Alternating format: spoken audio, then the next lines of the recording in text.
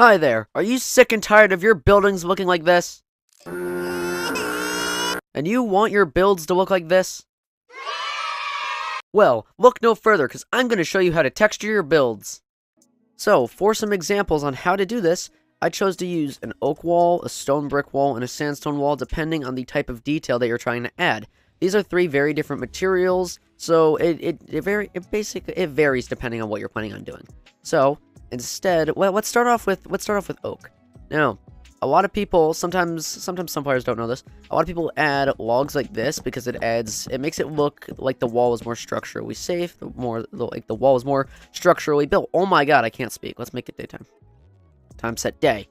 Now, let's say we're gonna put your front doors right here. That's what we'll do. Put your front door right there. Perfect.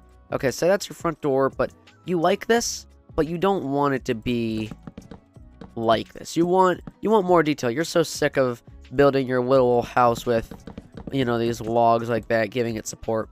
What I'm gonna do, I'm gonna chop this whole part off, and I'm gonna show you. Now, spruce fences. I mean, as nice as it is to always use, here, let me give you an example. Let's say I used an oak fence. Okay, so spruce fence, it would look like this, right? But if you use an oak fence, it doesn't blend in and it kind of adds more texture. So let's get right to spruce fence. It's always nice to mix colors because mixing colors adds more variety. Now, let's go with, here's what we'll do. We're going to go with a nice little cute kind of look to it. Here we go. Now, why am I using the spruce trapdoors? It adds more of like a curve. If I was building it without a curve, it would look like that, which, that looks all right, but it looks even better when I include the spruce trapdoors up there. And now, if you don't think that's enough, you can always add these little extra parts, and then you got to continue them all the way across, and it makes it look more structurally sound. It makes it look more supported, more well-designed, more detailed. But if that's not what you're going for, and you still want to make it look nice, here's what I recommend doing. As you notice, I got spruce fence gate in my inventory. This is another way how to do this kind of curved roof, where you extend it up one more, and then you add spruce fences. I don't know what it is, it just looks so much nicer because it looks more of a variety version of the normal spruce fences. So, you can continue this all the way down if you'd like. And then, you can put the spruce trapdoors here. And another one of my favorite features to add when detailing a wall. Actually, wait, let me see. Does that look good? If you want, you can add this. It's up to you. It all depends on how you want to do your variety. Now, with the walls coming out like this, here's what we're going to do next. Slabs. There you go. Let's say you got a nice little house like that. This is a very important detail that I always make sure to add.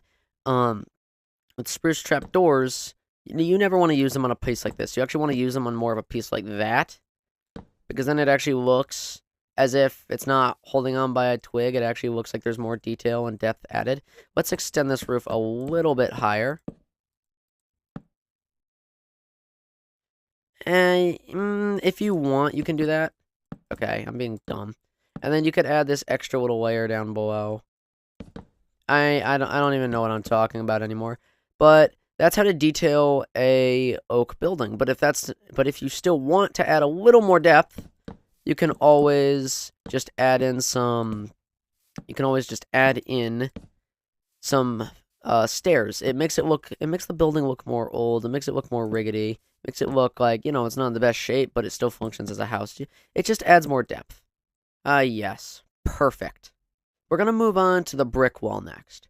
Now, the brick wall, because there's so many different varieties of bricks, from a brighter color to a darker color, we can actually make more of a gradient. Let me raise this stone brick wall up just a little bit just to show you what I am talking about. Now, let's move on to how to gradient it. Now, let's say from the bottom you want it to be darker, as if more of like, a good way to describe it is, let's say it just rained. As the ground gets wet, as concrete gets wet, it tends to turn into a darker color until it dries up. Or as if you want it to look like this structure is emerging from the ground and getting more sun at the top. Now, what you're going to want to do, let's just break off the entire bottom for this. And then you want to replace it with whatever material you're planning on using. Is this cracked? This is cracked. I have, yeah, no, here. I have, these are, wait, why can't I, where are these? Here we go. This is what we're looking for. This is what we're looking for. We're going to go with polished black stone. And now, instead of actually just, like, going straight up and, adding just, like, another straight row, I mean, if you can, I guess you can do that. I'm going to add another row of this because we made the wall a little bit tall. And then you're just going to kind of want to spike it. You're going to want to give it variety. You're going to want to make it, different. You're going to want to make it unique. You're going to want to make it something like that. Something where it looks like it's reaching up and continuing to grow up like a vine. Let's move on to deep slate, as deep slate is the next in line. We're going to just fill in this gap right here. We're just going to fill it in completely. And we're going to... Here we go. We're going to just cover it like that. And now, I think we could do it a little bit reaching up. When I do the reaching up, I like to make it look like it's reaching up just underneath another piece that's raising up. Go. Perfect. And then you have more of a gradient pattern. I mean, I like this. I personally think it looks good.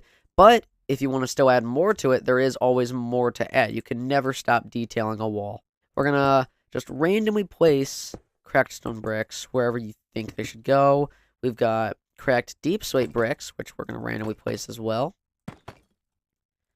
Yeah, we'll have it make it look like these ones are cracking next to another cracked piece, because that just makes it look like, let's say this piece kind of broke. It kind of breaks a little bit of the side parts next to it, if that makes sense. And then we're going to take a little more, we're going to crack it more towards the bottom, because that's what's been holding all this weight up for all these years. And there you go. And if you think we're done, of course we're not. You can never stop detailing. So, let me set the time to day again. You can never stop detailing. And with bricks, you can actually make them bend like that and put holes in it, because as a brick pattern, I mean, now your house won't have these stupid rickety holes in it. With these, you can actually, it's like as if a brick is missing or a brick was removed. You can detail it as much as you want. I need to put that back. You can never stop adding details. I'm going to change that. I'm going to make it look like that. And I'm going to go here and do that.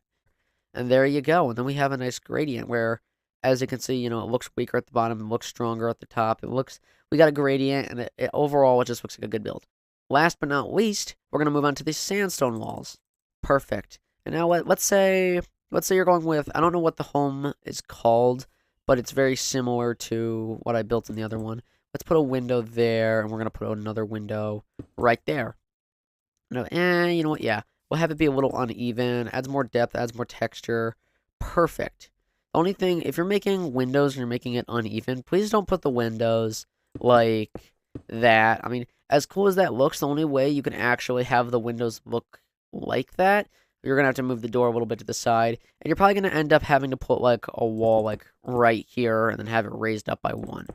Now, let's move these back up. We're going to move it a little over to the side. Perfect. Okay. Now, with what you're going to want to do with this, you're going to make it... Here, I actually purposely kept sand on the outside. Here we go. I like to make it look like as if wind was blowing the sand was just kind of landing wherever it fell, wherever it went, wherever it wanted to go. Just placing it like that. There I go. It looks like tons of sand was blowing at the building originally and kind of blocked it off a little bit. Perfect. And we're going to add a little more right there. I'm going to do that. Okay, perfect. Yeah, let's... Yeah, no, that's too much. Okay, perfect. You can tell when it looks too much. I mean, that's up to you when you want to stop adding so much. Now, we're going to move on to smooth sandstone slabs. You can just kind of place those wherever you want. Actually, no, I don't think I'm going to do that. That does not look as good as I was expecting it to.